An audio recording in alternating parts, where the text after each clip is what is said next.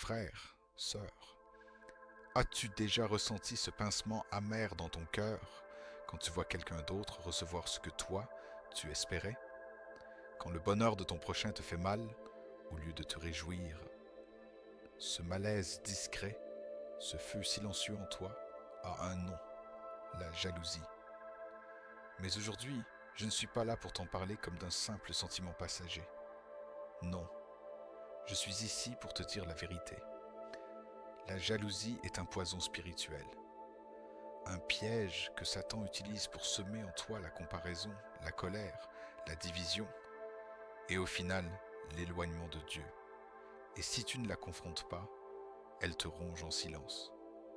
Ne laisse pas cet ennemi invisible détruire ta paix intérieure. Si ce message résonne déjà en toi, abonne-toi dès maintenant, car ici, on expose les ruses du diable à la lumière de la parole. Et surtout, dis-moi en commentaire, as-tu déjà combattu la jalousie? Comment Dieu t'a-t-il aidé? Ta parole peut encourager un autre cœur. 1. La jalousie, un péché qui naît dans le cœur. Regarde bien en toi, frère, sœur, pas dans le miroir. Regarde dans ce lieu que toi seul connais, ce lieu où Dieu seul voit clair, ton cœur. C'est là que tout commence. Tu veux comprendre pourquoi tu es troublé quand ton frère prospère? Pourquoi ton âme se serre quand ta sœur reçoit l'affection, la reconnaissance ou même la faveur que toi tu attendais? Tu crois que c'est parce que les autres prennent quelque chose qui t'appartenait? Tu penses que c'est parce qu'on t'a oublié, qu'on t'a délaissé, qu'on t'a volé? Non. Ce que tu ressens, ce n'est pas la faute des autres. Ce que tu ressens, c'est la voix de ton propre cœur, corrompu, blessé, confus. Jésus ne nous laisse aucune ambiguïté. Il n'a pas dit « ce sont les actes des autres qui rendent ton cœur mauvais ».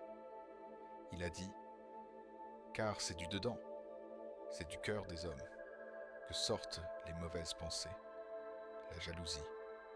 Marc 7, 21. Ce n'est donc pas ce qu'ils font, c'est ce que tu penses, pas ce qu'ils reçoivent, mais ce que tu juges qu'ils ne méritent pas. Pas ce que Dieu leur donne, mais ce que tu crois que Dieu t'a refusé. La jalousie n'est pas un simple sentiment passager. C'est un reflet déformé de ta propre foi. C'est comme si, intérieurement, tu disais à Dieu, pourquoi lui? Pourquoi elle? Pourquoi pas moi? Et cette question, chargée d'amertume, n'est pas une prière sincère. C'est une accusation silencieuse, une rébellion dissimulée dans un soupir, parce que la jalousie, c'est une mauvaise lecture des bénédictions. Tu vois ce que l'autre reçoit, mais tu oublies ce que Dieu t'a confié. Tu regardes la vie des autres, mais tu tournes le dos à ton propre appel. Et voici la vérité que peu osent affronter. Tu souffres parce que ton cœur a mal interprété une bénédiction étrangère comme une malédiction personnelle. Dieu bénit ton frère, tu devrais te réjouir, mais tu te sens exclu. Dieu élève ta sœur, tu devrais louer, mais tu te renfermes. Pas parce qu'il t'a oublié, mais parce que ton regard est faussé. La jalousie naît là où la gratitude est absente. Elle pousse dans un sol aride, où la confiance en Dieu est remplacée par la suspicion. Et si Dieu ne voulait pas vraiment mon bien? Et si je n'étais pas assez?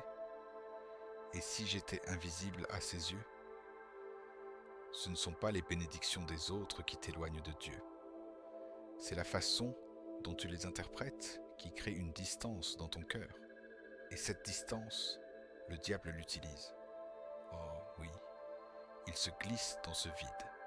Il attise la jalousie comme un feu caché sous la cendre.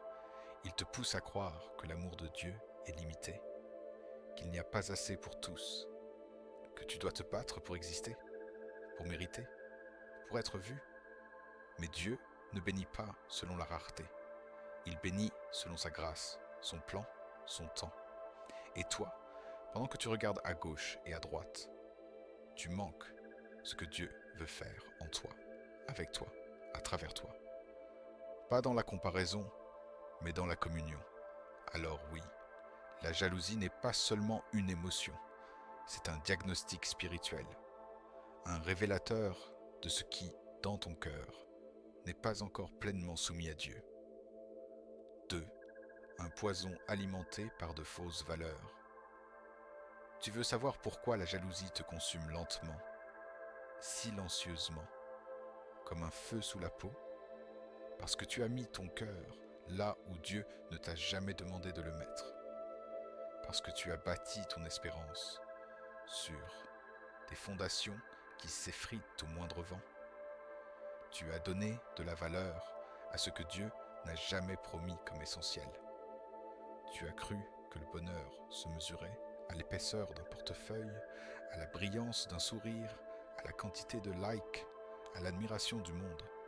Mais dis-moi, depuis quand la paix de Dieu se vend-elle à la caisse du supermarché? Depuis quand la grâce de Jésus dépend-elle de ta taille, de ton succès, de ta voiture ou du nombre de tes diplômes? On t'a menti. Le monde t'a nourri d'illusions. Il t'a appris à sacraliser l'éphémère, à idolâtrer l'apparence, à confondre abondance et bénédiction. Et toi, sans t'en rendre compte, tu as troqué l'évangile contre une version mondaine du bonheur. Un bonheur fait de conditions. Je serai heureux quand j'aurai ce poste. Je serai en paix quand je serai marié. Je me sentirai aimé quand j'aurai la reconnaissance des autres. Mais qui t'a enseigné que c'était là la vraie vie? Pas Jésus. Jésus, lui, a dit « Heureux les pauvres en esprit, car le royaume des cieux est à eux. » Matthieu 5,3. Pas les riches, pas les beaux, pas les influents, les pauvres en esprit, ceux qui ont compris que leur vraie richesse est en Dieu seul. Mais regarde ton cœur. Il tremble quand les autres reçoivent ce que tu croyais indispensable à ton bonheur. Quand ton ami achète une maison, tu sens une tension. Quand ta collègue reçoit une demande en mariage, ton sourire se fige. Quand ce frère reçoit les applaudissements que tu espérais, tu ressens un vide. Pourquoi? Parce que tu as cru que ces choses-là définissent ta valeur. Tu les as regardées comme des preuves de réussite. Mais ce ne sont que des reflets trompeurs d'un monde qui ne connaît pas Dieu. Tu veux la vérité? Tu n'es pas jaloux parce que tu manques de quelque chose. Tu es jaloux parce que tu as mal hiérarchisé ce qui a de la valeur. Tant que tu considères l'amour humain comme ta seule sécurité. Tant que tu penses que l'argent est ta garantie. Tant que tu estimes que la reconnaissance publique est ton oxygène. Tu ouvriras la porte à la jalousie chaque fois que quelqu'un d'autre semblera plus béni que toi. Mais ce que Dieu veut te donner, ce n'est pas un confort passager. Ce n'est pas une image à entretenir. Il veut t'offrir sa paix, sa joie, sa présence. Une joie qui ne dépend pas des circonstances.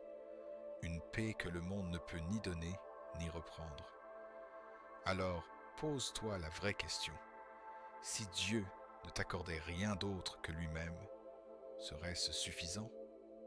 Si tu avais l'amour du Père, mais pas le prestige, ni les applaudissements, serais-tu encore reconnaissant? Ou as-tu, toi aussi, fait des bénédictions visibles tes dieux cachés? La jalousie se nourrit là où la foi en Dieu faiblit. Elle grandit dans le terreau des fausses valeurs, là où l'identité dépend de ce que l'on possède, et non de qui l'on est en Christ. Et tant que tu ne remets pas en question ce que tu appelles bénédiction, tu resteras vulnérable à l'amertume. Pas parce que Dieu ne t'a pas béni, mais parce que tu ne vois plus ces bénédictions là où elles sont réellement. L'insécurité, un terrain fertile pour la jalousie. Tu veux savoir pourquoi tu es si facilement jaloux? Pourquoi ton cœur réagit violemment dès que quelqu'un d'autre brille? Pourquoi tu te sens diminué dès qu'un autre est célébré? C'est simple. Tu n'as pas encore pleinement cru ce que Dieu dit de toi. Tu connais les versets. Tu les as entendus 1000 fois. Tu es aimé. Tu es choisi. Tu es enfant de Dieu. Mais au fond, est-ce que tu y crois vraiment? Ou est-ce que tu cherches encore ta valeur dans le regard des autres, dans leurs éloges, leur validation, leur attention? Parce que c'est là, exactement là, que la jalousie entre. Elle s'infiltre dans les fissures de ton insécurité. Elle te murmure. Si elle est aimée, c'est que tu ne l'es pas. Si on le célèbre, c'est qu'on t'a oublié. Si Dieu l'élève, c'est qu'il t'a mis de côté. Mensonge. Mais des mensonges puissants, parce qu'ils trouvent un écho dans un cœur qui doute déjà de sa valeur. Et cette voix, au lieu de la rejeter, tu l'écoutes, tu la nourris, tu lui donnes un siège à ta table. Frère, sœur, tu crois que les autres te volent quelque chose. Mais personne ne peut te voler ce que Dieu t'a destiné. Tu crois que leur succès t'éclipse. Mais Dieu ne mesure pas ta lumière à la leur. Il t'a créé unique, avec un appel spécifique, un chemin qui ne ressemble à aucun autre. Je t'ai gravé sur mes mains. Ésaïe 49, 16. Tu entends? Gravé, pas noté au crayon, pas griffonné dans un coin. Gravé, à jamais, sur les mains de Dieu. Tu n'es pas une pensée secondaire. Tu n'es pas un oubli dans les cieux. Tu es une priorité du cœur de Dieu. Mais si tu ne saisis pas cette vérité, tu passeras ta vie à quémander des miettes d'attention, à courir derrière l'approbation humaine comme un mendiant affamé, à vouloir être vu, validé, rassuré. Et chaque fois que quelqu'un d'autre recevra ce que tu désires, tu seras tenté de croire que c'est toi qu'on a rejeté. Ce n'est pas l'amour que l'autre reçoit qui t'écrase, c'est le vide que tu portes à l'intérieur. Un vide que seul Dieu peut combler.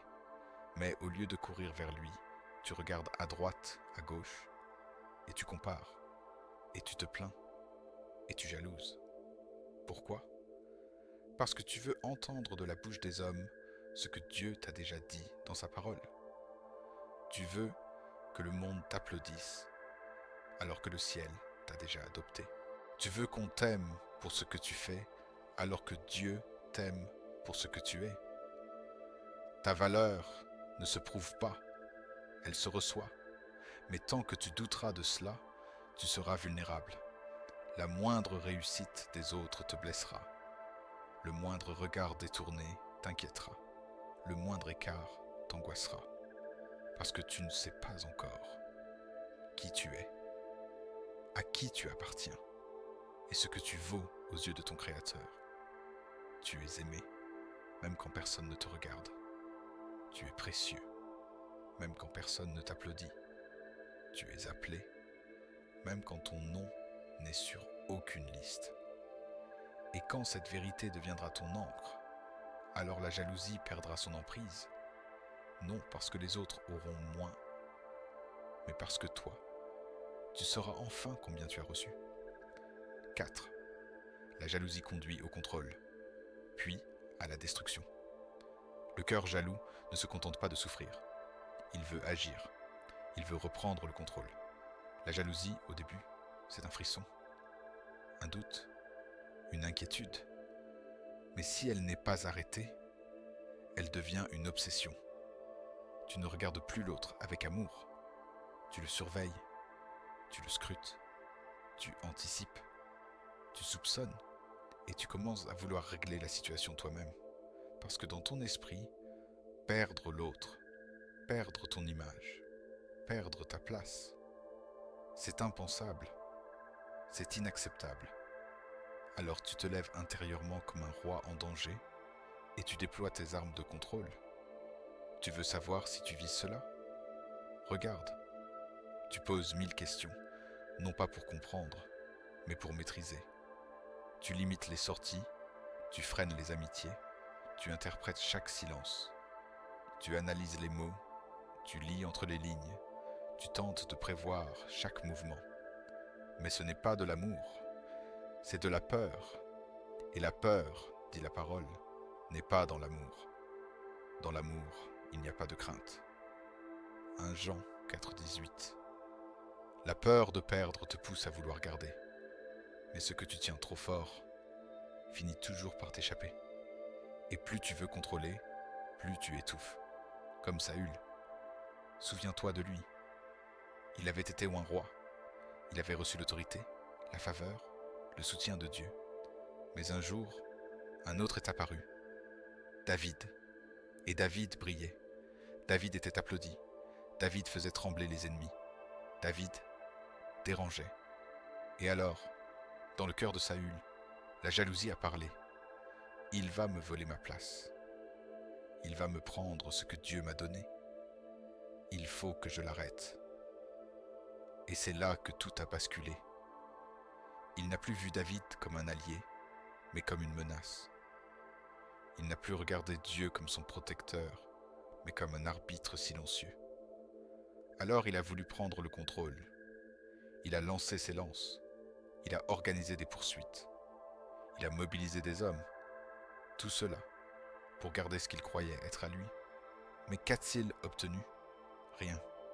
Ou plutôt, tout perdu. Sa royauté, sa paix, sa relation avec Dieu, et même son fils, Jonathan, qui avait vu en David ce que lui refusait de voir. Frère, sœur, tu ne peux pas garder ce que Dieu n'a pas mis entre tes mains, et tu n'as pas besoin de forcer pour préserver ce que Dieu t'a réellement donné. La jalousie déforme ta vision, puis elle t'entraîne à manipuler, contrôler, dominer. Et sans que tu t'en rendes compte, tu deviens l'instrument même de ta propre perte. Tu voulais protéger ton bonheur? Tu as planté des murs. Tu voulais préserver l'amour? Tu l'as étouffé. Parce que le contrôle est une illusion. Et cette illusion naît là où la foi manque. Si tu crois vraiment que Dieu te garde, que Dieu pourvoit, que Dieu place et déplace selon sa volonté souveraine, alors tu n'as rien à forcer, rien à manipuler, rien à craindre. Mais si tu doutes, si tu penses que Dieu peut t'oublier, alors tu tenteras de t'en remettre à tes propres stratégies. Et ces stratégies, un jour ou l'autre, se retourneront contre toi. 5. Regarde à l'intérieur, pas à l'extérieur. Et si le vrai combat ne se passait pas autour de toi, mais en toi? Tu regardes ton frère et tu ressens de l'agacement. Tu observes ta sœur et une tension monte. Tu analyses leur joie, leur bénédiction, leur paix. Et tu te sens exclu, mis de côté, moins que rien. Alors tu conclus, c'est à cause d'eux. C'est leur faute, leur succès, leur manière d'être, leur trop grande lumière. Mais laisse-moi te poser une question. Et si le problème ne venait pas d'eux, mais de toi? Oui, c'est dur à entendre. Oui, ça pique un peu l'orgueil. Mais c'est là que commence la liberté. Tant que tu accuses les autres, tu es esclave. Esclave de ce que les gens font, de ce qu'ils vivent, de ce qu'ils deviennent. Tu fais dépendre ton propre état intérieur de leur existence extérieure. Mais Dieu ne t'a jamais demandé de vivre en réaction. Il t'appelle à vivre en relation avec lui. Et dans cette relation, il y a une vérité incontournable. Le véritable combat se mène dans ton cœur. Le mal vient du dedans. Marc 7, 21. Pas de ton voisin, pas de ton collègue, pas de ton ex, pas même de celui qui t'a, mais de ce qui, en toi, n'a pas encore été guéri, éclairé, offert à Dieu. La jalousie est une alarme, un cri intérieur, une lumière rouge qui clignote pour te dire « Regarde là où ça fait mal », pas là où c'est plus facile de pointer du doigt. Parce que c'est plus simple d'accuser, plus rapide de juger, plus confortable de dire « c'est à cause d'eux ». Mais pendant que tu fais cela, la blessure en toi reste ouverte. Tu mets un pansement sur la peau, mais l'infection est dans le sang. Alors Dieu t'invite aujourd'hui à te retourner, non pas contre l'autre, mais vers lui, à descendre de tes justifications, de tes raisonnements, de ton besoin d'avoir raison, et à te mettre à genoux. Oui, à genoux. Pas pour prouver que tu es faible, mais pour reconnaître que tu as besoin d'aide, parce que tu ne peux pas te libérer seul de cette jalousie. Tu peux la masquer, la rationaliser, l'embellir avec des excuses, mais elle restera là, à gratter ton cœur, à t'éloigner de la paix, à ternir ta communion avec Dieu, jusqu'au jour où tu feras ce que peu font.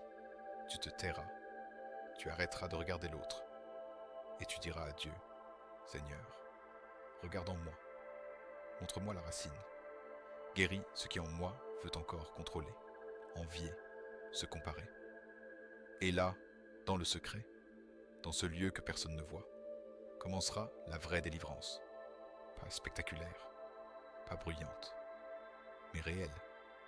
Parce que tant que tu regardes à l'extérieur, tu restes aveugle à l'intérieur. Mais dès que tu regardes à l'intérieur, tu ouvres la porte à celui qui seul peut nettoyer ce que toi, tu ne peux même pas atteindre. Et c'est là que les chaînes commencent à tomber. Non par la force, mais par l'humilité. 6. Le remède spirituel. Humilité, gratitude, amour. Tu veux vaincre la jalousie? Pas la calmer, pas l'endormir, la vaincre. Alors écoute ceci. L'amour ne jalouse point. 1 Corinthiens 13:4.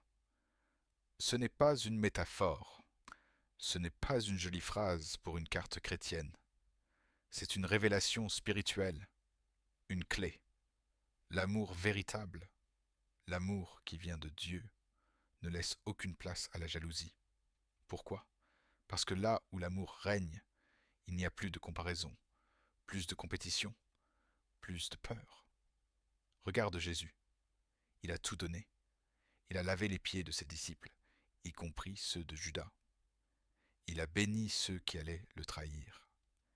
Il n'a jamais cherché à se protéger de la réussite des autres, ni à se comparer, parce qu'il était rempli d'amour. Et toi, frère, sœur, si tu laisses l'amour de Christ remplir ton cœur, la jalousie perdra son oxygène. Tu ne verras plus ton frère béni comme une menace. Tu le verras comme un reflet de la bonté de Dieu. Tu ne percevras plus la joie de ta sœur comme une injustice. Tu y verras une preuve que Dieu est capable d'agir en chacun, à son temps. Tu ne penseras plus « Pourquoi lui? Pourquoi elle ?» Tu diras plutôt « Gloire à Dieu pour ce qu'il fait en lui, en elle, et aussi en moi, même si c'est invisible. » Mais pour que cet amour puisse vraiment grandir, il a besoin d'un sol fertile, et ce sol s'appelle l'humilité. L'humilité reconnaît que tout ce que j'ai est un don. Je ne mérite rien. Tout est grâce. Le souffle que je prends, la paix que je ressens, les forces pour continuer, les personnes qui m'aiment. Rien de tout cela ne m'est dû. Et cette conscience, cette posture, écrase la jalousie. Parce que tu cesses de revendiquer, de comparer, de réclamer. Tu reçois, tu remercies, tu bénis. Et voilà le second ingrédient du remède, la gratitude. Quand tu vis dans la gratitude, la jalousie n'a plus d'espace pour respirer. Elle s'étouffe. Tu n'as pas besoin d'avoir tout ce que les autres ont pour être dans la joie. Tu as besoin de voir ce que Dieu t'a déjà donné. Et souvent, ce n'est pas peu. Tu as été sauvé. Tu as été choisi. Tu es aimé d'un amour éternel. Tu es dans le plan d'un Dieu qui ne t'oubliera jamais. Alors, pourquoi jalouser? Pourquoi courir après ce qui brille ailleurs, quand tu es déjà assis dans les lieux célestes avec Christ? Éphésiens 2:6. Ce n'est pas un état d'esprit que tu dois forcer. C'est une réalité spirituelle que tu dois embrasser. Quand l'humilité prend racine, quand la gratitude devient un réflexe, Et quand l'amour de Christ devient ta source, alors la jalousie, ce feu noir qui te rongeait, s'éteint doucement, pas dans la lutte, mais dans la lumière de celui qui t'aime parfaitement, la lumière de celui qui te suffit, la lumière de celui qui n'a pas besoin de t'enlever quelque chose pour bénir un autre.